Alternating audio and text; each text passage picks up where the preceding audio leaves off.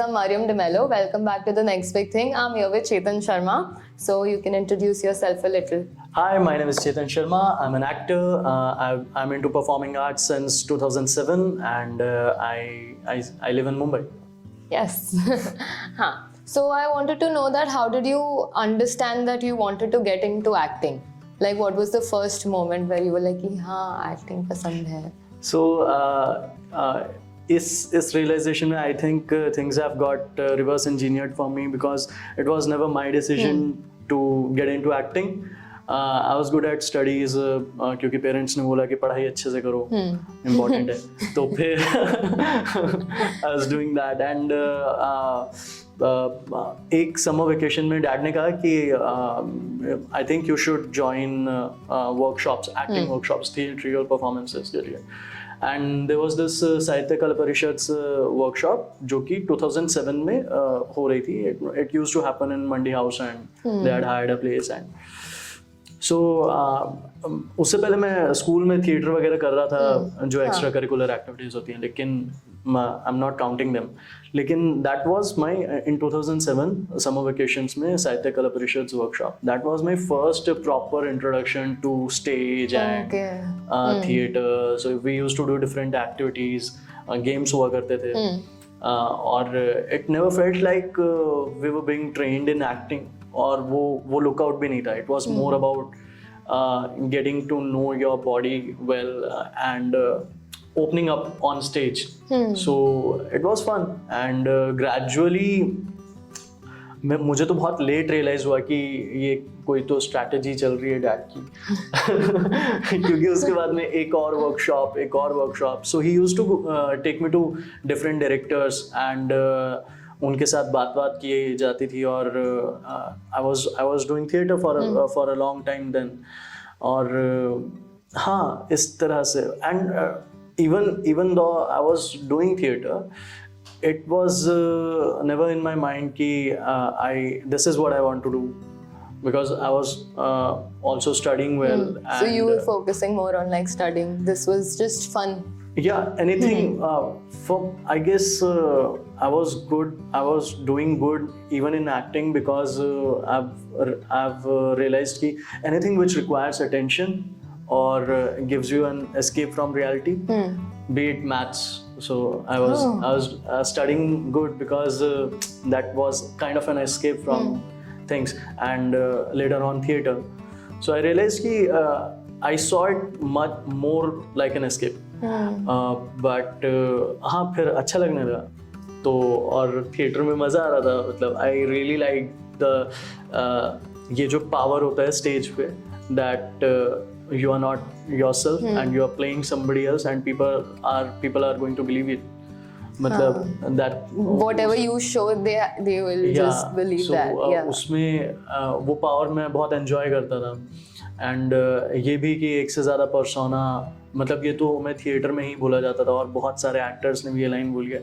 सो वो बहुत फैसिनेट करती है that this is the only profession where you get to live more than one life true so वो चीज़ ने बहुत फैसिनेट किया था एंड हाँ सो मैंने कभी डिसाइड नहीं किया था मुझे ये था कि जैसे डैड ने बोला है पढ़ने के लिए बाकी चीज़ों के लिए वैसे ही एक्टिंग इसके लिए बोला है तो कर लेते हैं क्या दिक्कत है मतलब ये प्रोफेशन होने वाला है या क्योंकि वो सारी liability deciding what is going to be your profession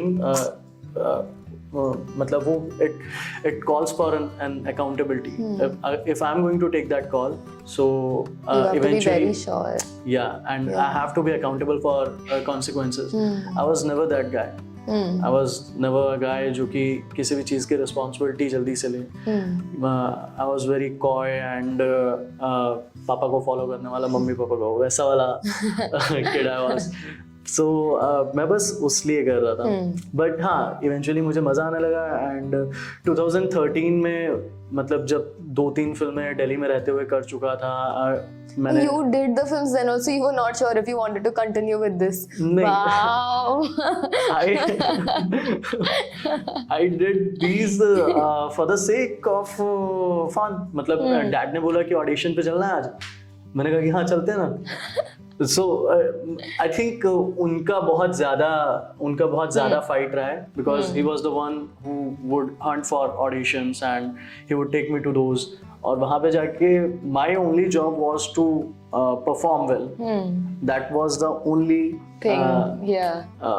prerequisite. So बस मुझसे उतना सा requirement था, and वो कुछ जगह पे work किया, and I was a part of few good films while staying in Delhi. And then एक दिन डैड ने बोला कि जब मेरा ग्रेजुएशन वगैरह शुरू हुआ था तो उन्होंने कहा कि मुंबई चले गए. मैंने कहा हाँ ठीक है, आप जैसा बोलो. तो by the time he had done all the Reiki and कि where we are going to stay, कहाँ पे रहेंगे, क्या खाएंगे, कैसे रहेंगे, है ना, सब देख लिया था उन्होंने. Because he had many of his friends had already visited Mumbai, they were living here, so उन्होंने वो सब फिगर कर लिया था और उन्होंने बताया नहीं था. So 2013 में दिसंबर में उन्होंने बोला कि हम लोग चलते हैं. मैंने कहा ठीक है, जैसा आप बोलो, और हम लोग आ गए Mumbai. So you didn't know you were coming here permanently or you did? So there was this I remember him saying कि बेटा देख, और किसी भी मेहनत कौन से प्रोफेशन में नहीं है, मेहनत तो सब जगह है, तू कुछ भी करेगा लाइफ में. और उन्होंने मुझसे कहा था कि देख, तू जिस स्टेज पे है तू कुछ भी बन सकता है, तू डॉक्टर बन सकता है, इंजीनियर बन सकता है, कुछ भी बन सकता है, लेकिन मैं तेरी हेल्प सिर्फ इसमें कर पाऊंगा. तो उन्होंने कहा कि ये है प्रोफेशन जिसके बारे में मैं जानता हूँ थोड़ा बहुत, और जहाँ पे मैंने थोड़ा बहुत मेरा इंटरेस्ट भी है, तो यहाँ पे मैं तेरा साथ दे पाऊंगा, तू बेशक केपेबल है. सो मुझे याद है कि उन्होंने, और आई वाज टच्ड, वो बहुत ही भारी बात उन्होंने बोली थी कि बेटा तू कुछ भी कर सकता है, मैं तेरे को इधर सपोर्ट कर पाऊंगा. हाँ ठीक है. और वो उसके बाद में मुंबई आने के बाद में कुछ 1-1.5 साल जब ऑडिशंस वगैरह दे रहा था मैं, और जब मैं रिजेक्ट हो रहा था बहुत सारी जगह, और मुझे पता चला, 1 साल लगा मुझे ये समझने में कि मेरा रूटीन बन गया है कि मैं घर से निकलता हूँ, मैं व्हाट्सएप ग्रुप पे चेक करता हूँ. उस वक्त व्हाट्सएप ग्रुप चलते थे. जब मैं आया था तभी व्हाट्सएप ग्रुप्स थे ऑडिशंस के. सो ग्रुप्स में मैं चेक करता था कि अच्छा यहाँ हो रहा है, और फिर मैं अपना रूट सेट करता था कि मैं पहले इधर जाऊँगा, फिर उधर जाऊँ, ऐसा ऐसा होता था, और वो मेरा रूटीन बन गया था. और 1 साल तक वो करते रहने के बाद में मुझे रियलाइज हुआ कि यार there is no going back. मतलब now I am not good at studies, now I can't do anything else, and this is the only thing I'm good at. मतलब उस वक्त तक obviously जब मैं ऑडिशन भी देता था तो मैं एंजॉय करता था. मतलब वो प्रेशर नहीं था मुझ पे कि अरे मुझे अच्छा करना है, नहीं, मैं मजे में ऑडिशन दे रहा था. लेकिन वो 1-1.5 साल बाद मुझे रियलाइज हुआ कि यार अब मैं और कुछ करने लायक हूँ नहीं. फिर तो यही है, अब तो यही है, this is it. But thankfully by that time I had seen good films. I was fed on good films, and मैंने अच्छे डायरेक्टर्स के साथ काम कर लिया था, एंड मैं खुद बहुत एंजॉय करने लगा था एक्टिंग का जो प्रोसेस है. और फिर अकाउंटेबिलिटी मेरे पास थी नहीं, क्योंकि डैड ने कहा था कि तू तो कर, जो होता है नहीं होता तो मैं देखूंगा, मैंने बोला ना तुझे आने के लिए इसमें.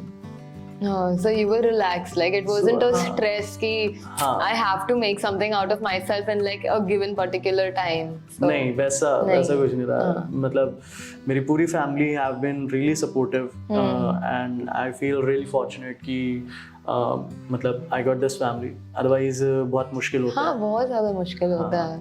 Yeah. Like I also told you that my mother was the one who like pushed me for it. Yeah. But मतलब it's really nice that they literally did, like your father did so much moving to a different city just for you to study, like not study, like pursue something that you enjoy doing. Yeah. That's really nice. मतलब हाँ, बहुत कम लोगों को मिलते हैं यार ऐसे parents जो इतना सपोर्टिव है of a career like this, because it is a very risky career. No, there is no as such stability till the time you reach a point where you know कि मतलब you know मैं इतना अच्छा हूँ कि मुझे पता है कि मुझे रोल्स मिल जाएंगे. or I guess, anything. and I guess it can only, मतलब given the scenario, social economic structure जो है हमारी country का, और the kind of upbringing हमसे पिछले generation का रहा है, मतलब कि financial security is very important, Yes. and job is a salaried job is very important. So उस सब के बाद में भी अगर कोई ये decision making में जाते हैं कोई parents, so they have to be really really passionate about performing arts or the मतलब acting or direction or whatever the field is, क्योंकि यहाँ पे कोई certainty है ही नहीं है. मतलब even after doing a lot of films, even after being in industry for like 20-30 years, people are still uncertain about their jobs. So yeah. Yeah. Actually, it is a very risky job when you think of it. Yeah. And when you get into it, like you said, accountability nahi tha, so it was much more easy for you to just like go with the flow and experience, live your life while you learn. And then after a year, you were like, नहीं मतलब और तो कुछ है ही नहीं, यही करना है. That happened with me when I went to film school. मम्मा ने बोला कि चलो जाके देख लेते हैं. तो I went with my mom, dad. We went to check the entire like Whistling Woods की कैसा है, क्या है. And then I was like, हाँ कैंपस अच्छा है, मुझे मजा आ रहा है. कैंपस तो बढ़िया है. हाँ, यहाँ पे अच्छा लगेगा कॉलेज जाने.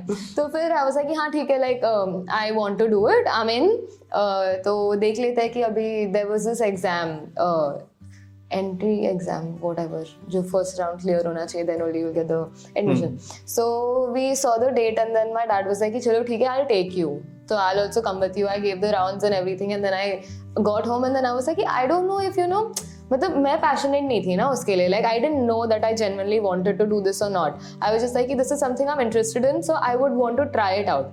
And when I met people on the day of the exam and everyone is like so passionate कि मतलब मैंने ये किया हुआ, मैंने already ये कर लिया है, मैंने मेरा portfolio बना लिया है. तो हम like portfolio ना, मतलब मैं तो अभी 12th देकर आई, 12th में भी क्या events जा रही थी या फिर कर रही थी. And I didn't know anything about this. Then I was like, I'm not so sure कि मिलेगा कि नहीं मिलेगा, because like people are much more passionate and why will I get a seat if there are other people? And then my mom and dad were like, no, I'm sure you'll get it. Then मुझे मिल गया. I was also happy. Then first year is our foundation where we get to do everything. So you were already into acting. I still had to figure out what I wanted to do. तो मतलब मुझे idea ही नहीं था. I didn't know what producing is, direction खाली इतना सुना हुआ है, वो ही पता था. बाकी तो जो होते वो भी नहीं सुना था. Like cinematographer who? Like what do they do? Sound recorders who? What do they record? Sound तो normally आ जाना चाहिए ना कैमरा में. So that is something that I didn't even know. I had like zero knowledge about this industry. तो first year के बाद वैसा हुआ. I was like, अच्छा nice. And then I was like, this was just after you finish your 12th. 12th, yes. तो मतलब there is nothing I can't say कि मुझे अभी और कुछ करना है. I have to figure out that what I love over here. तो वो हुआ. And then I was like कि अभी क्या करें. Then I did all these different, like I said कि हम assignments हुआ करते थे कि सब कुछ करना है और फिर you figure out what you're interested in and all of that. तो फिर बाद में producing आया. And there were people who were my friends. They knew that I was a good producer before me. So and I don't know. They just thought कि मतलब नहीं, you have the capability, you can handle a set, you can get everything done for the shoot. And I'm like, no bro, I can't do that. And then when I started doing it, then I was like, yo, genuinely यार मजा तो आ रहा है. तो जब मेरा specialization choose हुआ, उसके बाद I was like कि हाँ मुझे यहाँ पे पता है कि मैं क्या कर रही हूँ. तो like you 1 year you enjoyed yourself and then you got to the point. I also enjoyed myself, but I was like, bro, यहाँ पे कुछ तो I have to make something out of myself. So yeah, that was some kind of like accountability I had to take. कि मतलब मैं यहाँ पे आई गई हूँ, I'm spending so much money, like mom dad का जो भी है, but like fees तो है. तो now I have to do something with my time and energy that I'm giving to this college. So yeah, I'm happy that you didn't have that kind of stress कि मतलब नहीं करना ही है. यहाँ पे था कि कुछ तो करना ही पड़ेगा मुझे, तो कर लिया मैंने. हाँ, and I guess अगर मुझे choose करने बुलाया था तो production is the last thing I was going for, क्योंकि I find it really difficult to manage people. Yeah. Managing so many people, so many departments at a single point of time, I can't do that. It's fun. Yeah, I think मतलब it takes time to get adjusted to it, but you really need to. Like मुझे तो उसमें बहुत ज़्यादा ही kick मिलती है. मतलब I love having that, you know, hectic schedule where you have to talk to like 10,000 people in a day and ask them what are they doing and like get everything on set and like tell set पे कि जल्दी जल्दी करो, late नहीं होना, ये नहीं होना. Like I genuinely love that, and that is something even I didn't know. With time, with different shoots, with people telling me that we see it in you, you have that, मतलब तुम कर सकती हो, and then I'm like कि हाँ यार, मतलब मजा तो आ रहा है, तो करके देख ही सकती हूँ, अच्छा तो लग ही रहा है. But yeah, like you get used to it, no? You get accustomed. It's hit and trial. मतलब you try different things and then you hit it. हाँ. hit it. But ये बहुत लोग ने बोला कि it's the last thing production, अगर वो लोग opt करेंगे तो. It's very it difficult. was my first. First of all, it's a very thankless job, I guess. No matter आपने ताजमहल खड़ा कर दिया है. But I've been on set and मैं production वाले जो मेरे friends हैं उनके साथ भी बैठता हूँ. So फिर I've realized कि it's a very thankless job and no matter what आप कितना अच्छा करें, there will be still something जो कि ऐसा होगा जिसके बारे में बोला यार पनीर जो है ना वो ऐसे थोड़े सॉफ्ट होते तो अच्छे रहते. अभी उसमें प्रोडक्शन बंदा क्या करेगा बताओ. But yeah, that is true. मतलब whatever you do और जितना भी तुम ट्राई करो, it is very rare that you get a team that appreciates you. Correct. And I think I have been very lucky to have a team where, you know, even the slightest of things anyone does in the group, everyone is appreciated. So that is something I haven't come across that much as of now. मतलब at least अगर core team भी appreciate कर लेती है ना तो once you face such people you'll only grow. नहीं मतलब they're still there but there are at least 2-3 people who are like कि नहीं अच्छा काम किया है, so we're happy, we're proud of you. मैं कि हाँ, that is something that keeps me going कि हाँ मतलब लोगों को मजा आ रहा है ना, लोग भी खुश हो रहे हैं मेरे साथ काम करने के लिए. तो yeah, I feel कि वो ही है कि for me also on set I just want people to enjoy. Right. Like actors also अगर वो भी आते तो I want them to have like a good time, and I genuinely can't think like you said कि it is the last production, is the last thing that you would think. It's not the last thing that I would think is acting, but I feel there is so much pressure in front of the camera and you have to do what you're told to do. And वो stress में तुम कैसे करते हो? मतलब I still get nervous every time I do the introduction because I'm like, yo, what am I gonna say? Oh my god. So how do you cope up with your stress or pressure or whatever it is in front of the camera, nervousness? So मतलब पहली दफ़ा जब stage पे perform किया था तब बहुत ज़्यादा प्रेशर था, तब बहुत भयंकर प्रेशर था. लेकिन वहाँ पे एक चीज़ ने वर्क किया कि स्टेज लाइट्स जो होती हैं वो काफ़ी हेवी होती हैं. So you hardly get to see any of the audience. Okay. Only the मतलब बहुत मुश्किल से you'll get a hint कि हाँ फ्रंट वाले रो में कोई लोग बैठे हुए हैं. एंड वहाँ तो इनिशियली जो स्टेज परफॉर्मेंसेस थी उससे थोड़ा यूज्ड टू हो गया मैं. एक मतलब पहली बार जब लाइट्स फेड इन हुई थी और मैं स्टेज पे गया था और वहाँ पे स्टेज फ्रीज हो रहा था मुझे ऐसा, और लेकिन कोई दिख नहीं रहा था. और एक पॉइंट के बाद में एक मतलब एज एन एक्टर मुझे लगता है आपको एक ब्लॉक क्रिएट करना होता है. मतलब ये मेरा स्पेस है, मेरे कैरेक्टर का स्पेस है ये पूरा, और उसके बाहर जो कुछ भी है वो आपके इमेजिनेशन के हिसाब से. मतलब अगर वो एग्जिस्ट करता है तो वो वहाँ पे होगा, वरना नहीं होगा. ओके. सो अगर हाँ मतलब इसलिए इमेजिनेशन की एक्सरसाइजेस हमें इतनी बार कराई जाती थी और उसको इतना स्ट्रॉन्ग किया जाता था. फिर टेक्निकल रिहर्सल जो होती हैं, क्योंकि आप जब पहली बार बच्चों को स्टेज पे भेज रहे हैं तो फिर उनके लिए थोड़ा डिफिकल्ट होता है चीज़ों को अवॉइड करना. तो वो टेक्निकल रिहर्सल भी हमको 2-3 बार करा दी जाती थी कि फेड इन हुई हैं lights and you hardly get to see anyone, क्योंकि उनका एक्सपोजर इतना ज़्यादा है. और हाँ, और आप फिर परफॉर्म करते हैं. हाँ, लेकिन फिर भी साउंड का है. सो कभी कोई किसी का फोन बज गया या कोई डिस्टर्बेंस हुआ या and then you snap out of reality कि अरे ये तो परफॉर्मेंस हो रहा है यहाँ पे. मतलब ये लोग बैठे हुए हैं सामने और वो देख रहे हैं जो कुछ कर रहा हूँ मैं. तो उस चीज़ को भी फिर और आप अपने क्राफ्ट पे काम करते हो, उन चीज़ों को भी वर्कआउट करने के लिए कि अगर ब्रेक हुआ भी तो कैसे वापस अंदर जाना है उस थॉट के अंदर, उस साइकिल के अंदर. तो स्टेज वाले ने काफ़ी इस चीज़ से तो खोल दिया था कि लोगों से फिर मुझे डर नहीं था. मतलब अगर क्योंकि स्टेज आप इतना बार कर लेते हैं तो वो हो जाता है. You get used to the fact हाँ. that people are there and I'm हाँ. still doing what Correct. I have to. वो इफेक्ट नहीं करता. उसके बाद में जो पहली बार कैमरा के लिए जब परफॉर्म कर रहा था, that was a bit difficult, क्योंकि वहां पे ऐसा था कि अगर मैं कुछ भी गलती करूंगा तो डांट देंगे. और हुआ, और बहुत डांटा है मुझे, मतलब क्योंकि थिएटर था बॉडी के अंदर. और so I started with doing TV serials in Delhi. Okay. Yeah, they were for DD Urdu, DD Kashmir, है ना? DD Kashmir is कश्मीर में जो दूरदर्शन है. Okay. So DD Urdu, DD Kashmir, DD Mizoram, ऐसे करके दूरदर्शन के, and they had these mini series for 4 episodes and 3 episodes, such kind of things. So I was doing those. और वहाँ पे उससे पहले मैंने कभी कैमरा फेस किया नहीं था, तो. And how old were you for the first time when you came like in front of the camera? I guess I must be 13. Wow. Okay. Yeah, I must be 13 or 12 something, because I started doing those right after my first or second play. So मैं दिल्ली में वो तो कर ही रहा था.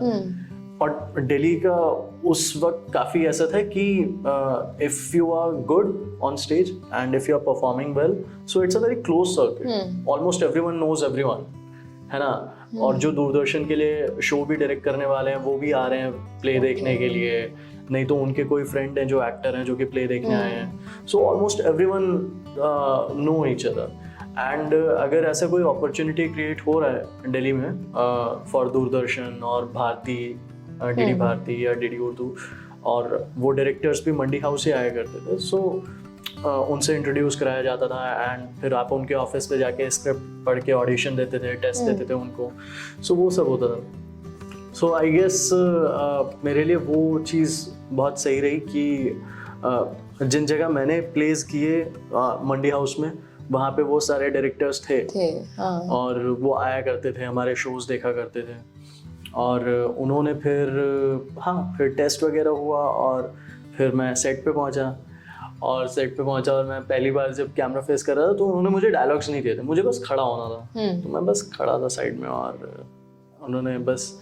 और theatre में कैसा होता है कि आप खड़े भी हो स्टेज पे तो कुछ ना कुछ करते, मतलब जो भी, क्योंकि थिएटर में ये टास्क है आपके पास में, ये रिस्पॉन्सिबिलिटी है कि आपको फिजिकल दिखाना है, मतलब फिजिकली कन्वे करना है जो भी इमोशन या जो कुछ भी चल रहा है अंदर, उस स्पेस में जो कुछ भी हो रहा है. तो अगर एंगर है तो वो एंगर ऐसा कुछ तो होगा. और अगर रेस्टलेसनेस है तो वो भी ऐसा कुछ होगा, है ना. हैप्पी है तो तो वो सब होगा. तो मैं कैमरा के सामने वो सब करने लगा जबकि मेरी लाइंस भी नहीं है. तो मुझे डांट दिया डायरेक्टर ने, अरे तू खड़े रहने बोला, बस खड़े रह, वहाँ पे सिर्फ खड़े रहना है, तो कुछ नहीं करना है. ठीक है सर. फिर मैं सिर्फ खड़ा रहा. उसके बाद में एक सीन था जहाँ पे मुझे उन्होंने डायलॉग्स दिए थे, और कोई तो मेरी मम्मी थी या दादी थी, किन्हीं की तबीयत खराब थी, और मैं उनके बाजू में बैठा हुआ था और इमोशनल. तो जैसे बोल दिया इमोशनल, तो उसके बाद तो अब तो क्या चाहिए, अब तो मैं ही Dilip Kumar.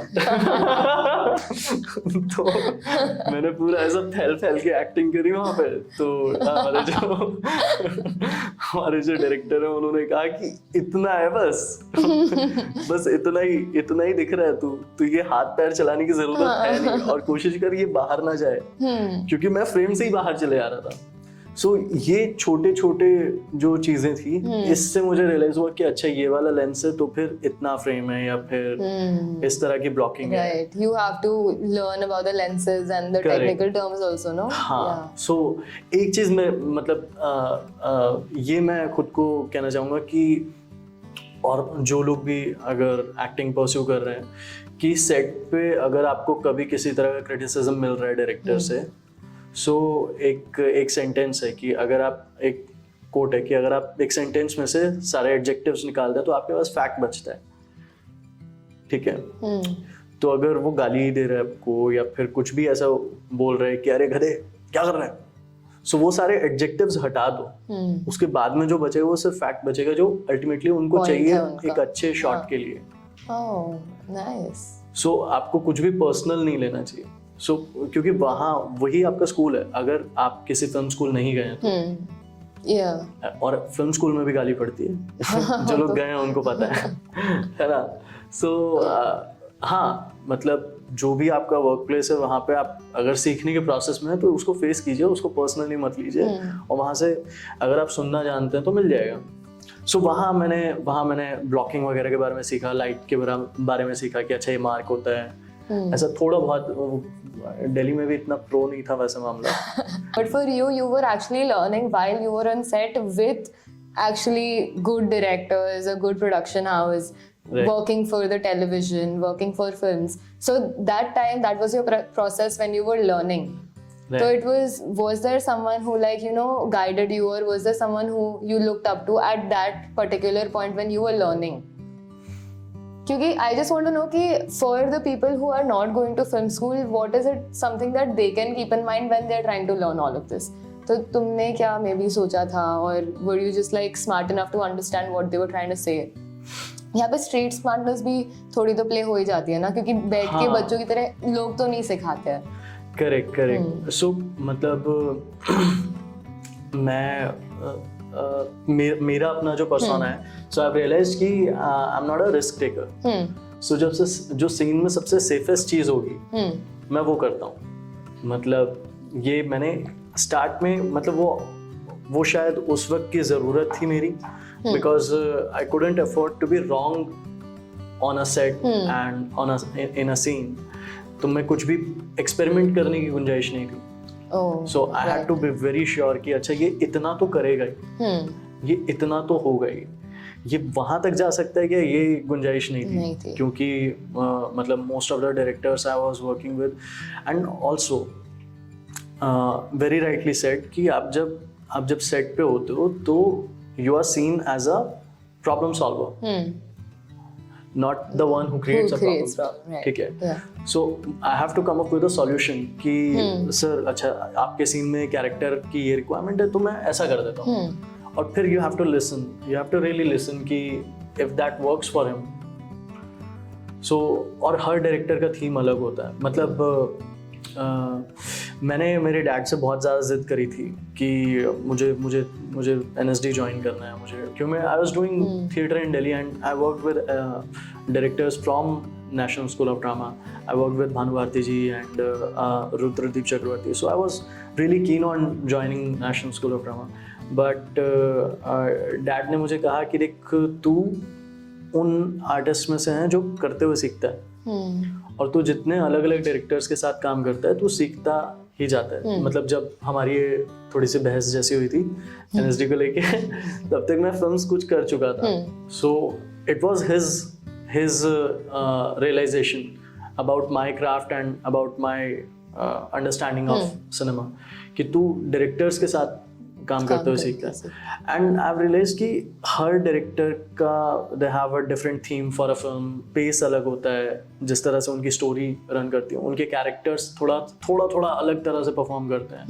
The way the characters are playing and the way actors are performing, जो उनका बॉडी लैंग्वेज है, किस तरह का एनर्जी चाहिए और किस तरह की डायलॉग डिलीवरी चाहिए।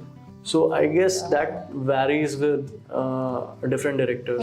और वो अंडरस्टैंडिंग जो है, क्योंकि मैं फिल्म स्कूल से नहीं था, मुझे इसलिए हर डायरेक्टर ही फिल्म स्कूल हो जा रहा था उस वक्त मेरे लिए कि भाई ये जो बोल रहा है वो सही है, बस end of story.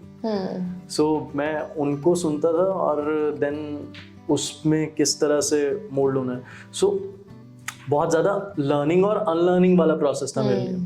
Every time you worked with someone, you were learning something, but the next time you had to unlearn to cater to the next director who you're working with. So ये वाला process ज़्यादा हो गया, ज़्यादा चल रहा था। But you learned so much working with different directors ना, कि इनका style ऐसा है, but इनका style वैसा। So was it easy to work with a third director once you were already? नहीं मतलब ये तो हर बार ही टास्क होता है। ये तो बहुत ज़्यादा टास्क होता है। मतलब आई रिमेम्बर दिस इंसिडेंट, तो when we were supposed to work on Ankhon Dekhi, तो मुझे पूरी फिल्म से सिर्फ मेरे सीन्स दिए गए थे, and for those who have seen आंखों देखी, मैं वो कैरेक्टर प्ले कर रहा था जो बड़बड़ाता रहता है. So he is a teenager who goes out of the loop and वो बहुत कुछ भी ब्लैबर कर रहे हैं जिन चीज़ों का आपस में कोई कनेक्शन नहीं, बस लगातार बड़बड़ाया जा रहा है. तो it was the longest monologue in film. मतलब हाँ, फिल्म के अंदर उतने लंबे डायलॉग्स नहीं थे किसी के, और मुझे वैसे शूट पे होने की भी जरूरत नहीं थी, तो मुझे स्क्रिप्ट दे दी थी उन्होंने कि ये तुम्हारे सीन्स हैं, तुम पढ़ लेना, तुम्हें बुलाएंगे तब आ जाना. तो हम लोग पहुंचे और अब मैं हूँ सेट पे सुबह से और मैं सोच रहा हूँ कि यार क्या, मतलब याद तो कर लिया है लेकिन अब होगा कैसे, मतलब कोई कुछ बता क्यों नहीं रहा है. और वहाँ पे राफे महमूद सर, उन्होंने मतलब कैमरा और ट्रैक ट्रॉली वगैरह सब लग गया, सब फिक्स हो गया है, ब्लॉकिंग हो गई. इधर विजेंद्र सर बैठे हैं, विजेंद्र काला, इधर संजय मिश्रा जी, सीमा मैम उधर बैठे हैं, तो सब पूरी ब्लॉकिंग हो गई है. मनु ऋषि सर, सब लोग बैठे हुए हैं और ऐसे ही चेयर पे जैसे मुझे नीचे मोड़े पे बैठा रखा है, और ऐसा कैमरा, वो ट्रैक जो है वो सामने है मेरे एकदम, और उसके ऊपर कैमरा माउंट भी कर चुके हैं. और मैं ऐसा होता जा रहा हूँ कि यार कोई कुछ क्यों बता क्यों नहीं रहा, कोई कुछ क्यों होगा क्या अभी. तो अब सब हो गया यहाँ पे. अभी रजत सर आते हैं और रजत सर कहते हैं कि पीछे एक और रूम था तो उधर चलते हैं, हम लोग बैठते हैं. उन्होंने पूछा कि क्या करने वाले हो तुम, बताओ जरा. तो थिएटर में जैसा होता है कि मोनोलॉग आपको मिल जाता है तो मतलब बस अब मैं ही मैकबेथ हूँ, है ना. तो मैंने वैसा पूरा, और सबसे पहले उन्होंने मेरे हाथ पैर काट दिए, उन्होंने कहा कि बैठो. तो मैं खड़ा था, मैं बैठ गया. उन्होंने कहा अब लाइन बोलो. तो मैंने बैठे बैठे भी मैंने पूरा ऐसे करके, ऐसे थोड़ी ना होता है, झुकाव से करना भी पड़ता है, मैं आपसे प्यार करता हूँ कैसे, कुछ सा नहीं होता है. तो ऐसे करके मैंने बहुत ऐसा लाउड किया. तो उन्होंने 2-3 लाइनें बुलवाई और फिर उन्होंने कहा कि ठीक है ये मत करना. और मैं 2-3 हफ्ते से तैयार कर रहा था ये सब, यही सब चीज होगी. यही सब मतलब 2-3 हफ्ते से मैंने प्रिपेयर किया था ये पूरे का पूरा मोनोलॉग. मतलब याद करना इशू नहीं था, लेकिन उस पर मैं करने क्या वाला हूँ वो मैंने बहुत लंबे समय से मैं तैयार कर रहा था. सर ने कहा कि, सर ने 2-3 चीजें बोली कि तुम एक तो आई कांटेक्ट मत करना किसी से. मैंने कहा ठीक है. फिर उन्होंने कहा कि जो तुम बोल रहे हो तुम्हें समझ नहीं आ रहा है, ठीक है, मतलब ऐसा रखना. अभी तुम बोल रहे हो कि तुम्हें सब समझ आ रहा है, तुम जो बोल रहे हो तुम्हें नहीं समझ आ रहा है तुम्हारे कैरेक्टर को, तुम बस बोल रहे हो, ठीक है. और फिर उन्होंने कहा था कि मूव करते रहना, अपना आई बॉल जो है वो शिफ्ट करते रहना. मतलब कहीं पे भी एक किसी से कॉन्वर्सेशन नहीं कर रहे हो तुम, जिनसे कर रहे हो वो घूम रहे हैं, ऐसा कर रहे हो. तो मैंने कहा ठीक है sir. You got to unlearn everything that you thought that you're going to do. हाँ, वो सबसे बड़ा टास्क था. मतलब आप ट्रैक लग चुका है, सारे एक्टर्स पोजीशन पे हैं, आपके लिए वेट हो रहा है अभी. और ये जो आपने तैयार किया है 2 हफ्ते से किया हुआ था. तो हाँ, और लेकिन हाँ वहाँ पे मैं बच गया. मुझे लगता है कि मैंने अनलर्न तो किया और लेकिन मैंने थोड़ा सा डाल दिया, मतलब मैंने थोड़ा सा इमोट कर दिया. वो पूरी तरह ब्लैंक भी कर देता तो भी चलता, लेकिन मैंने थोड़ा सा कुछ तो और वो मुझे लगता है वो आपके हाथ में भी नहीं होता है. आप कई बार होते हो तो हो जाता है वो. It just flows through you, yeah. Control नहीं होगा ना at that particular point of time. हाँ, मतलब बहुत ही एब्स्ट्रैक्ट सा फॉर्म है. मतलब आप कैसे डिसाइड कर सकते हैं कि ये पॉट कैसे रखा होगा तो परफेक्ट दिखेगा. There are 3000 different ways of doing the same thing. Yeah. And उनमें से कोई एक चीज होगी जो कि वर्क कर जाएगी, जो कि बहुत इंटरेस्टिंग होगी. एंड फॉर्चुनेटली वो जो किया गया था उस वक्त, जो भी स्पेस था जो था पता नहीं, वो वर्क कर गया. और टेक के बाद में सर ने कहा कि अरे क्या कर रहा था तू, अच्छा किया तूने, अच्छा किया. Nice. Very cute. So वो बहुत अच्छा रहा. मतलब वहाँ पे मैंने I understood the value of unlearning. कि आपको जितना लर्न करना इम्पोर्टेंट है उतना ही जरूरी है कि आप अनलर्न अनलर्न करो और एटलीस्ट आना चाहिए एट दैट पर्टिकुलर टाइम की मतलब जो भी मैंने सीखा है उसको जाने देके how do you move forward with correct उसको नलीफाई करना आपको इमीडिएटली नलीफाई करना बहुत जरूरी है। और जहाँ तक फिल्म स्कूल की बात है तो मैंने ये रियलाइज किया कि फिल्म स्कूल के अंदर आपको जो चीज़ 3 साल में सिखाई जाती है फील्ड पे आपको टाइम लगेगा। अब मतलब हो सकता है आपको 10 साल लगे क्योंकि आप उतना रिगरसली प्रोसेस में नहीं है।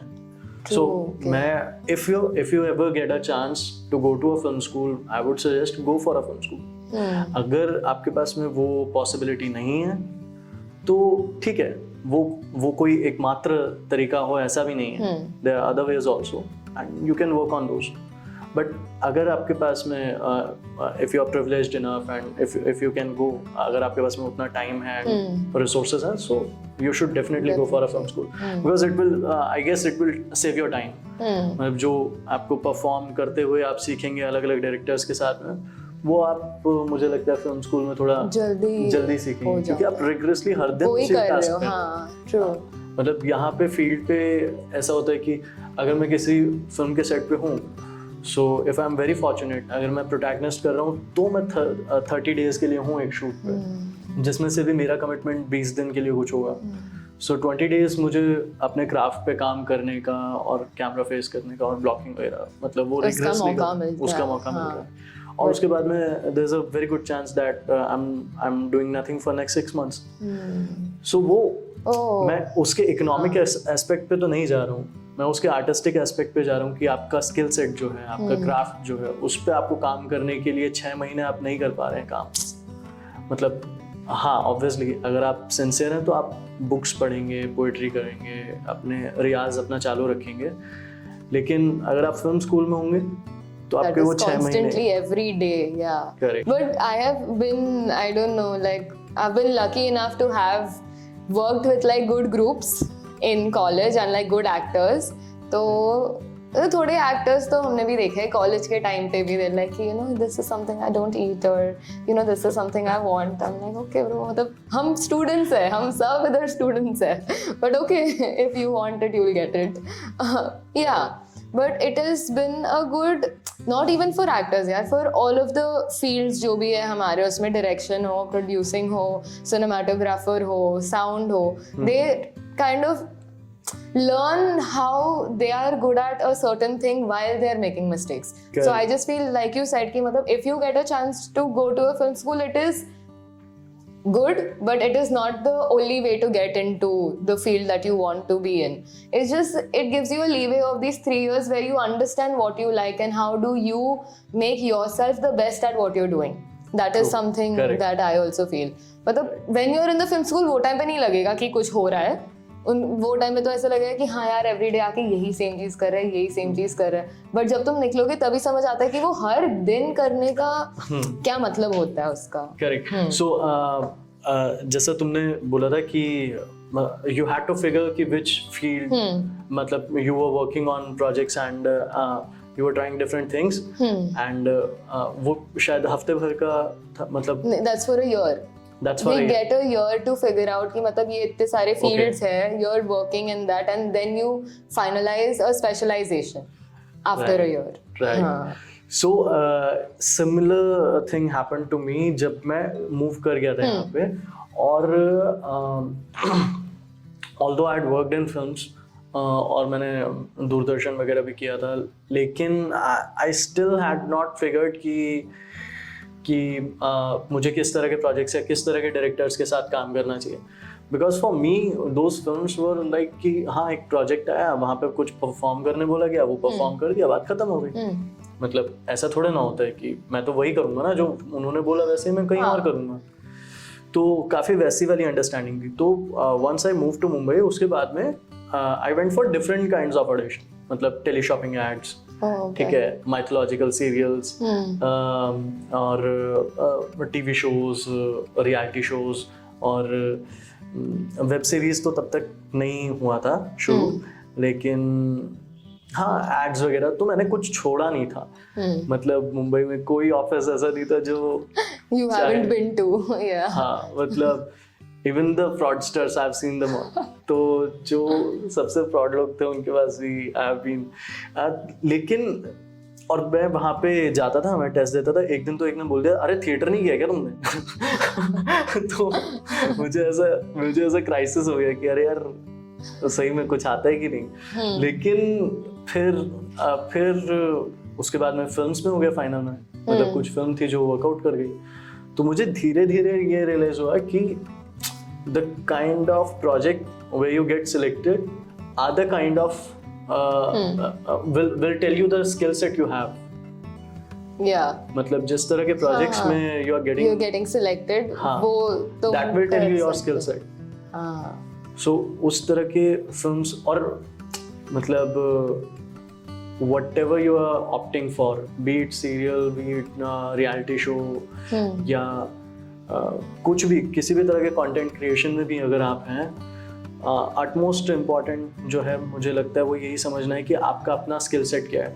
अंडरस्टैंडिंग ऑफ सेल्फ कि अच्छा इस तरह के कंटेंट पे मेरी रिक्वायरमेंट है या मैं इस तरह का परफॉर्मर हूँ. तो वो अंडरस्टैंडिंग आपको हिट एंड ट्रायल अगेन आपको करते करते पता चलेगा. You will try different things, you will knock at different doors and then you will audition for a number of things and then you will realise कि अरे हाँ यार ये चल रहा है और this is what I'm good at. So your learning was while you're giving auditions. Yeah. You understand कि मतलब ये चल रहा है मेरे लिए. This is something I can do. All of that. So for you, how do you like you said कि you have to like nullify. Is there something that you do to like calm yourself down before you go in for the audition? First thing first, मतलब जो मेरे साथ tried and tested है कि मैं उसको personally ले ही नहीं रहा होता हूँ जिस वक्त वो हो रहा होता है. सो मैं अपना जो ईगो है उसको बहुत सबड्यू करके रखता हूँ. मैं कुछ भी पर्सनली नहीं लेता हूँ. सो अगर कुछ हो भी रहा होता है तो मैं अगर पहली बात तो वो मुझे अफेक्ट नहीं करेगा. लेकिन अगर वो ऑन फेस है, ऑन फेस भी है, तो I would try and find a distraction. You have to fool your mind. मतलब मुझे ऐसा लेकिन वही है, अलग अलग लोगों के अलग अलग तरीके हैं. मेरा अपना तरीका है कि मैं डिस्ट्रैक्ट करूँगा खुद को. मैं वापस से सीन में चले आऊँगा या फिर मैं चले आऊँगा, वॉक करूँगा मैं, फिर 5-10 मिनट घूम के आऊँगा या फिर मैं सो जाता हूँ. सोना is also a way. You can sleep on cue. You can make yourself go to sleep. Yeah, मतलब I'm good at sleeping, so I can sleep on a chair. मतलब मैं यहाँ पे भी सो सकता हूँ within 5 minutes as well, है ना? Yeah. So but हाँ, कई लोग म्यूजिक सुनते हैं, कई लोग पोइट्री पढ़ते हैं. So you have to find your own tilism. But मतलब लेकिन आपको वो ढूंढना पड़ेगा जिससे आप नलीफाई कर पाएं. Because it is very important, no? It is for very an actor. क्योंकि मतलब आप जैसे एक नंबर लाइन होती है, you have negative integers and you have positive integers. So है ना? You were into math, no? You told me in the start, yeah. Okay. So if your character is positive and you're already on the negative side of the number line, so it will be much more difficult for you to you'll have to first come to zero and then you walk towards the positive number. लेकिन अगर आप zero पे हैं already तो it's कहीं पे भी जाना इजी हो जाता है. It's easier to switch. So हाँ वही. And like you mentioned that you've done so many films. So one of the recent films that I know you've worked with a friend of mine is Who Am I? Yeah. And what are all the other films that you have done so that they can also know what you worked on? I'm not good with the sequence of films, but I would try my best. So I was a part of Aankhon Dekhi, then there was Siddharth by Richi Mehta, then there was Lanka by Maqbool Khan. After that I moved to Mumbai and there was this film by Leena Yadav called Parched. And after that I did my first film as protagonist called Saakal, which was directed by Dilip Bhanu Joshi. And after that I guess I did Halahal. There was this film Halahal which was an Eros Now original. Then Then I guess then I did Sacred Games season 2, so I was playing Saad there. I was directed by Neeraj Gewan, and then later on I was also a part of Delhi Crime. Then I did Binnu Ka Sapna, which was a short film by Kanu Behal. I did Chidi Balla, which was directed by Radheshyam Peoplewah. That film is yet to be released. Binnu Ka Sapna, I guess it was on Movie for a year. Movie India. Oh yeah. Yeah. And after that, there were films like Paglet and Meenakshi Sundareshwar. Both are there on Netflix. After that, I guess I think, Who Am I and Bhola, and there was another show, Great Weddings of Munnes, which was a Wood Select original. So yeah, things like that. Wow. This is जो अभी तक release हो चुका है. And yeah, Trial by Fire. So that I'm very proud of. It was one of the best shows ever. Yeah. मतलब in recent times. So I was also a part of Trial by Fire. Those who have seen the series, you might recognize me in the last episode of the series. Woohoo! Yay! Yay! So now that we spoke about all of the experiences you've had, what was the best and worst experience that you faced in this industry? It can be it with anyone or like on set or whatever you feel. So in terms of best experience, वैसे तो सभी बहुत अच्छे लोग थे, लेकिन मतलब on an average most of the people were good, but I really liked it on Paglet. It was by Sikhya Entertainment, and I was so much in awe of the crew कि everyone was so much in sync and they were contributing to the project. And अगर Aedes हैं तो वो बहुत sensitive हैं artist को लेके कि अरे कहीं कुछ ऐसा ना हो, है ना, कहीं कुछ भी ऑड ना लगे किसी को. और फिर उसके बाद में जैसे छोटे से छोटा अगर कोई स्पॉट भी है तो सब लोग बहुत प्यार से बात करते हैं, बहुत ही ज़्यादा प्यार से, और इतने अटेंटिव हैं कि अगर आपको कोई चीज़ की ज़रूरत है, मतलब ये अंडरस्टैंडिंग मैंने वहाँ पे देखी कि सपोज मैंने बोला 5 मिनट पहले कि सर मुझे थोड़ा सा ये चाहिए, दादा ये ला देंगे मेरे को, और आपने बोल दिया और आप बोल के भूल गए, और उसके बाद में आप अपने सीन में लग गए, आप अपने डायरेक्टर से डिस्कस कर रहे हैं, है ना. तो जितनी, और मैंने ऐसे देखा और मुझे देखा कि वो खड़े हैं वहाँ पे लेकर आकर, और दे टेक केयर, मतलब बहुत ही वार्मथ के साथ में कि अभी अपना सीन में डिस्टर्ब नहीं करता हूँ मैं, वो अपना जोन में है, अपने जोन में उनको चलने देता हूँ. So they take care of this thing कि अच्छा अभी एक्टर वो अपना मी टाइम में है, he is preparing his scene and उसको अभी कुछ ब्रीफ मिला है, एंड वो एक आई कांटेक्ट होता है, एक अंडरस्टैंडिंग होती है उतनी ज़्यादा. सो वो वहाँ पे मेरा बहुत अमेजिंग एक्सपीरियंस था पगलेट पे, मतलब विद द टीम ऑफ सिख्या एंटरटेनमेंट. वो बहुत ही कमाल था. और वर्स्ट में मैं एक इंसिडेंट था, I am not going to name them, but Delhi में इट वाज लॉन्ग बैक. हम लोग, मैं और डैड थे और हम लोग एक शूट कर रहे थे, और जो हमारे प्रोड्यूसर जो थे उन्होंने वो अपने ससुराल में शूट कर रहे थे और उनकी जो सास थी वो भी एक्ट कर रही थी, उनके बच्चे भी एक्ट कर रहे थे, हम लोग तो कर ही रहे थे, और वो पूरा दिन वो गुटखा खाते थे. तो उनको भूख लगती नहीं थी, क्योंकि वो कुछ तो खाते थे, पता नहीं क्या खाते थे वो, उससे उनको भूख लगती नहीं थी. तो वो हमारा शिफ्ट शुरू हुआ था सुबह 7 बजे से, और हम लोग शूट कर रहे हैं. नाश्ता में ब्रेड आ गई चाय के साथ, ब्रेड में कुछ नहीं है, no butter no jam nothing. और वो ब्रेड आई है, चार सीन, मतलब ऐसा कुछ तो हमने कर लिया है, काफी देर तक हमने काम कर लिया है, मतलब वो 12 बज गए होंगे जब तक ब्रेकफास्ट आया, ब्रंच जैसा हो रहा है वो. हम लोग वही अब तो इस उम्मीद से आ रहे हैं कि पता नहीं लंच होगा नहीं होगा. और हम लोग पूरा दिन ऐसे शूट कर रहे हैं, वो अपने बच्चों को पीट के एक्टिंग करा रहे हैं उनसे. उनकी जो सास है, तो एक सीन था जिसके अंदर उनकी सास जो थी उनको गिरना था शॉट में ना, ऐसे कि उनको अटैक आओ, ऐसे गिर जाना उनको, तो उनको अपने बेटे की बहस में कोई बात बुरी लग गई और वो गिर जा रही है, ऐसा कुछ तो था। अब वो गिरे ना क्योंकि एक्ट्रेस थोड़ी है वो तो सास है। तो एक बार हुआ, 2 बार हुआ, 4 टेक हो गए और रात के बज रहे 12:30 1 बज रहे हैं, डिनर हो नहीं पा रहा है किसी का भी, सब लोग त्रस्त हैं, लाइट वाले जो है वो सो गए हैं 3-4 तो, है ना। तो ऐसा ये चल रहा है। अब वहां पे एक जो उनका बेटा जो प्ले कर रहे थे वो मेरे मतलब मैंने उनके साथ काम किया हुआ था, ठीक है, मैंने सीखा भी था उनसे थिएटर। तो डायरेक्टर जो है उसने वहां से आंख मारी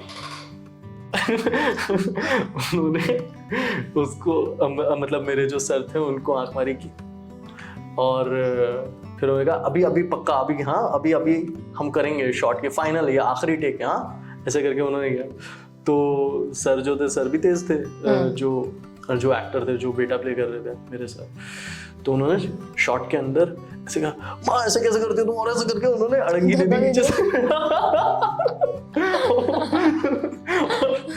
सासू माँ को कुछ नहीं पता है कि क्या होने वाला है, वो गिर गई है ऐसे कुर्सी से नीचे।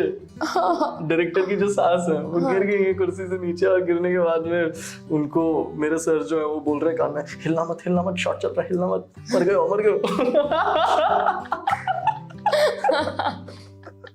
तो उसके बाद में वो सीन जाके खत्म हुआ है 1-1.5 या 2-3 बजे खत्म हुआ है वो, और उसके बाद में अब ऐसा हुआ है कि चलो फाइनली अब खाना खाएंगे, है ना। और हमारा जो डायरेक्टर है वो सुबह से कुछ नहीं खाया क्योंकि भूख ही नहीं लग रही है, और वो खुद ही प्रोड्यूसर भी थे, तो प्रॉपर चिंदी गिरी। तो उसके बाद में रोटियां आई हैं जो ऐसे टूटती हैं, और सूखी वाली भिंडी की सब्जी है जिससे खाई नहीं जा रही है वो। तो वो सबसे खराब एक्सपीरियंस था कि मतलब पूरा दिन से हम लोग काम कर रहे थे, और वैसे बहुत सारी चीजें थी छोटी छोटी। ऑन सेट वाला जो था वो बहुत वाहियात था, लेकिन अभी बहुत मजा आता है उसको याद करके कि यार क्या बात है। At least now you can laugh about it. At that time. और वो बहुत फनी था जब उन्होंने अपनी सास को धक्का मारा। Nice. So your worst experience at that time is still fun as of now to at least think of. So nice, good experiences. Bad part is कि मैं अभी जब सोचता हूँ कि मेरी वजह से dad used to be hungry. क्योंकि जब तक बेटा नहीं खाया तब तक वो नहीं खाएंगे। कैसे? And all the other bits, जो कि जैसे हम लोग कभी ऑडिशन पे जा रहे हैं और बहुत दूर है वो जगह, तो he used to take care कि पानी का बॉटल जो है तो उससे पहले मैं मुंह धो लूं, जबकि दोनों ही प्यासे हैं। मतलब पानी पीना ज्यादा जरूरी है, but he will take care कि बेटा मुंह धो ले पहले, तेरे को टेस्ट देने जाना है। So he used to do such sort of things. So हाँ, काफी वैसा तो है, लेकिन हाँ अभी मैं उनको सब पगलेट है, बहुत सारी फिल्में हैं, he is very proud of it. Yeah, of course, he's so proud of you, no? He's the one who like pushed you for it, and you've come so far. Yeah. So yeah, I'm also very happy for you and your dad. He'll be so proud of you. Thank you. And then like you mentioned that you have worked on many indie films. So how was it different from the commercial film that you did, Bhola?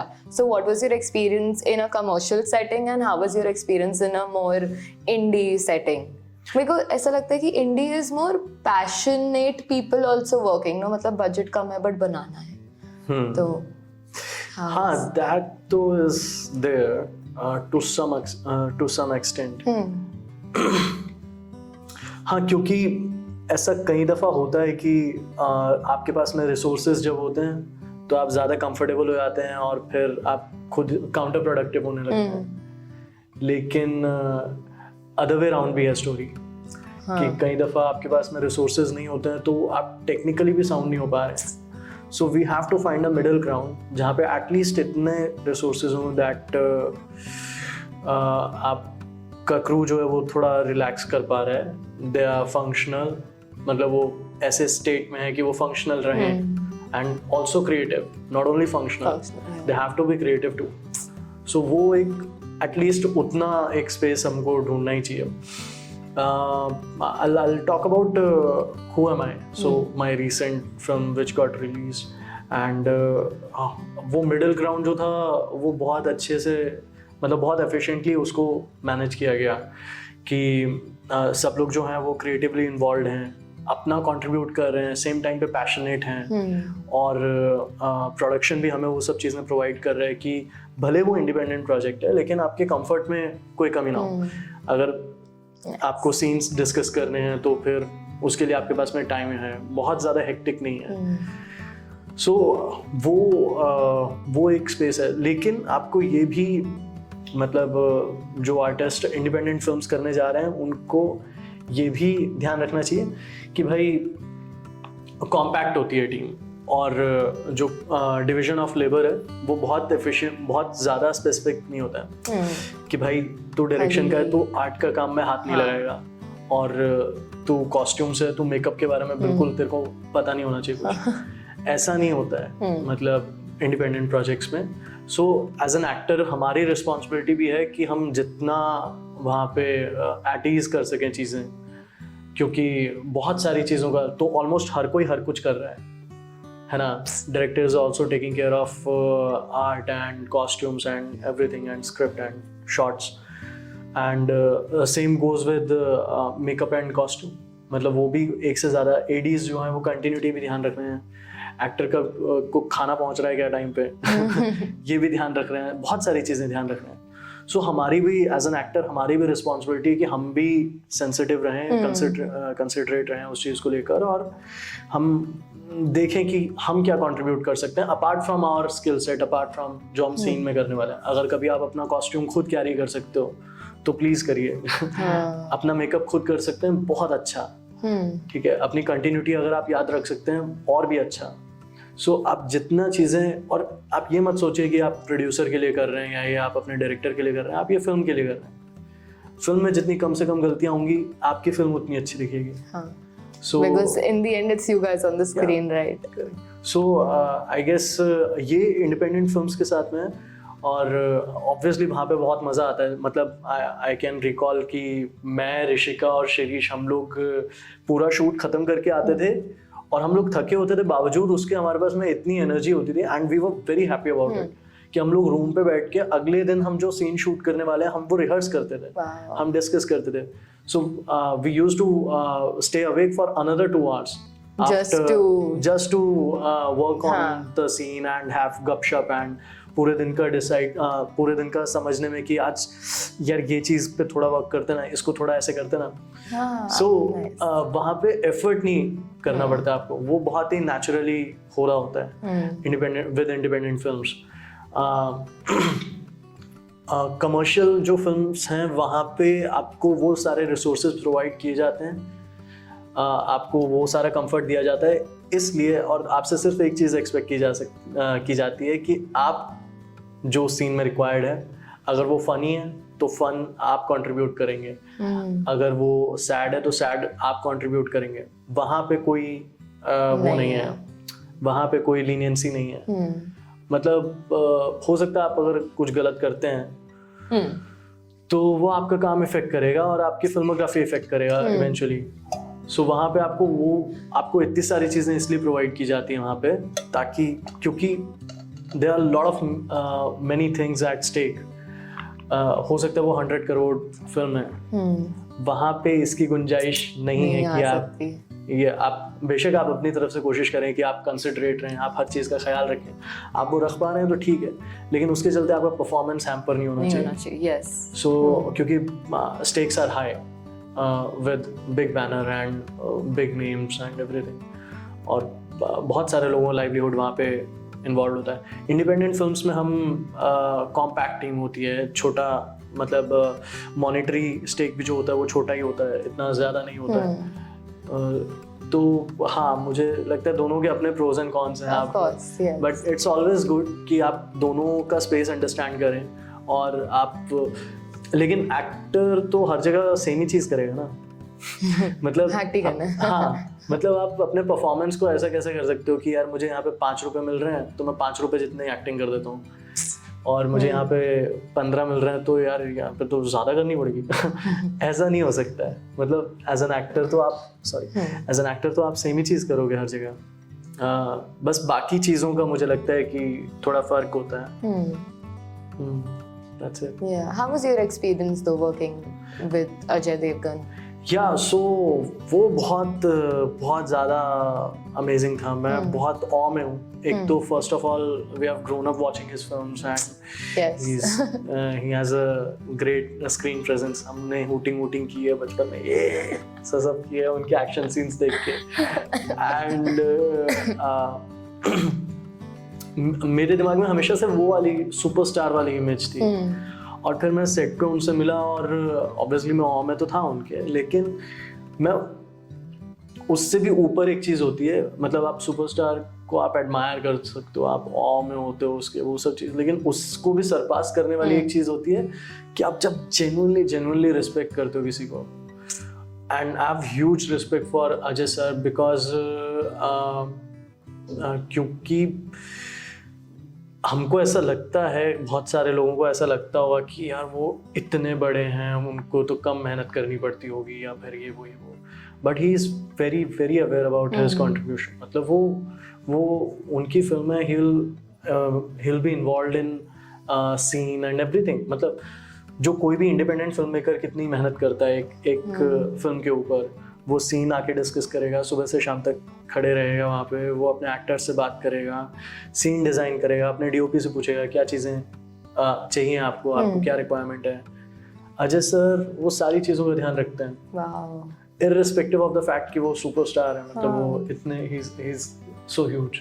मतलब and he was the one who was acting and directing, so yeah, so hectic. That तो I guess considering कि after a point of time you have that apparatus who are taking care of continuity and costume and lighting and everything. You have specialists for professionals for that. और जब आप बहुत समय तक industry में होते हो एंड फिल्म मेकिंग और परफॉर्मिंग आर्ट्स के क्राफ्ट में आप होते हो काफ़ी समय से, तो आप एक अंडरस्टैंडिंग डेवलप कर लेते हो आई गेस। हाँ, तो वो उतना मुश्किल नहीं होगा मतलब सर के लिए आई गेस। मेरे लिए अभी बहुत मुश्किल होगा। मतलब I also seen Rajat sir, so in आंखों देखी he also acted and directed the film. तो ये मुझे वही लगता है कि आपकी क्राफ्ट को लेके अंडरस्टैंडिंग इतनी अच्छी हो जाती है कि आपको एग्जैक्टली पता है इस सीन में इतना ही चाहिए, मेरा कंट्रीब्यूशन इस सीन में इतना ही चाहिए, तो आप उतना करते हो। कि एज अ डायरेक्टर आपका विजन क्या कह रहा है कि मेरा कैरेक्टर उस वक्त क्या करेगा, मैं नहीं, मेरा कैरेक्टर उस वक्त क्या करेगा, तो आप उतना ही देते हो। तो और विजन पे स्टिक करते हैं, मतलब विजन पे स्टिक करते हैं तो चीज़ें आसान हो जाती हैं मेरे ख्याल से। सो मैं अजय सर से इसलिए इतना ज़्यादा उनको रिस्पेक्ट करता हूँ क्योंकि वो बहुत ज़्यादा अपना फिल्म में, और at the same point of time Rudra was releasing जब हम लोग शूट कर रहे थे भोला के लिए, सो वो उसके प्रमोशंस में भी इन्वॉल्व थे। ही वुड जो भी डे ऑफ होगा उस पर भी वो घर पे नहीं रुकते थे, वो ऑफिस विजिट करते थे। मतलब ऐसा मुझे एडीज ने बताया। सो टेक्निकली उनका एक भी दिन डे ऑफ नहीं था जितने दिन हम लोग शूट कर रहे थे।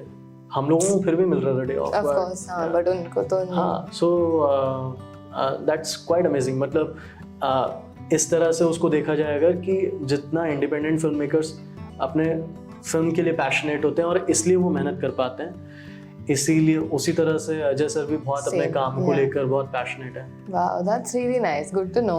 हाँ, क्योंकि हमने भी बचपन से उनकी मूवीज देखी है, इतने अभी भी he is directing and acting so much, so it's really good to like hear about him.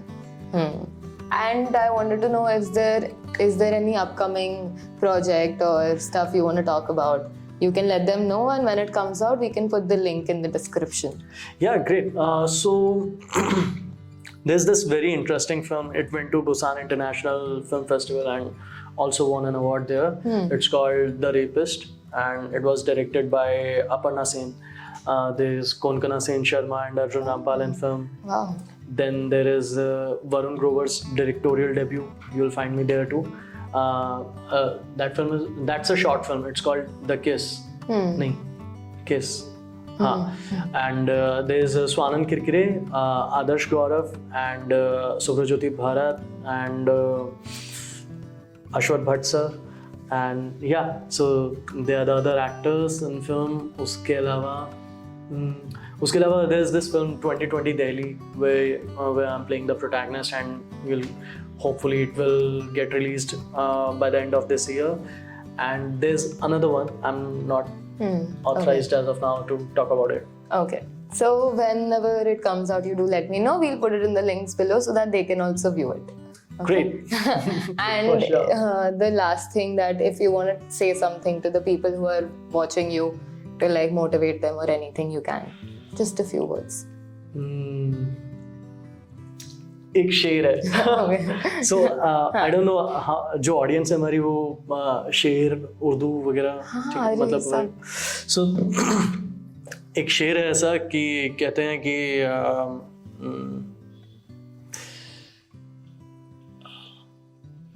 देख जिदा से परे रंग चमन जोश बहार. तो जिदा का मतलब होता है जेल, सलाखें, बार्स, ठीक है. Okay. तो देख जिदा से परे, उसके बाहर रंग चमन, दुनिया के रंग देख, जोश बहार देख कि कैसा स्प्रिंग कैसे ब्लूम कर रहा है, ठीक है. देख जिदा से परे रंग चमन जोश बहार, कैद से बाहर देख कि कितना अच्छा सब कुछ हो रखा है. रक्स करना है तो फिर, रक्स करना मतलब नाचना, रक्स करना है तो फिर पाँव की जंजीर ना देख. मतलब अगर तू नाचना चाहता है, अगर if you really want to do something, तो ये मत देखो कि क्या रेस्ट्रिक्शंस है, गो फॉर इट. मतलब जितने भी रिसोर्सेज हैं, अगर हो सकता है अपने कैद खाने से बाहर ना निकल पाए आप, लेकिन आप उसका स्वाद तो ले पाएंगे. तो वो बहुत जरूरी है. Very nice, very meaningful. Yeah. And I feel that is what they should just go for it. At least try, experience, learn. Then only you can grow. It's हम क्या फील कर रहे हैं उससे, वो तो चॉइस है ना हमारा. Yes. मतलब अगर प्रॉब्लम है तो वो चॉइस है हमारा कि हम उसको पर्सनली लेते हैं तो. लेकिन अगर हम एंजॉय करना चाहते हैं, सिर्फ ये कि मैं अपने रूम में बैठ के एक सीन है मेरे पास जिसको मैं पढ़ रहा हूँ और मैं पढ़ रहा हूँ बस उसे, तो ये तो मेरा पर्सनल है. तो जो भी आपका पर्सनल है प्लीज़ उसको तो मत जाने दीजिए. और होपफुली अगर हम लोग फॉर्चुनेट हुए तो एक दिन वो आएगा जब वो सिर्फ आपका पर्सनल नहीं रहेगा, वो पब्लिक होगा. Wow, nice. लेकिन जरूरी है कि पहले वो पर्सनल रहे, वो जिंदा रहना जरूरी है. At least thought तो होना ही जरूरी है. Correct. Yeah. Yes. So this is it for this video. Thank you so much for coming. I loved having you. Thank you so much. Same here, Thank same you. here. I had a lovely conversation with you, Yes. and we had so much fun. Yeah. Thank you so much. Thank you. Yep. Bye guys.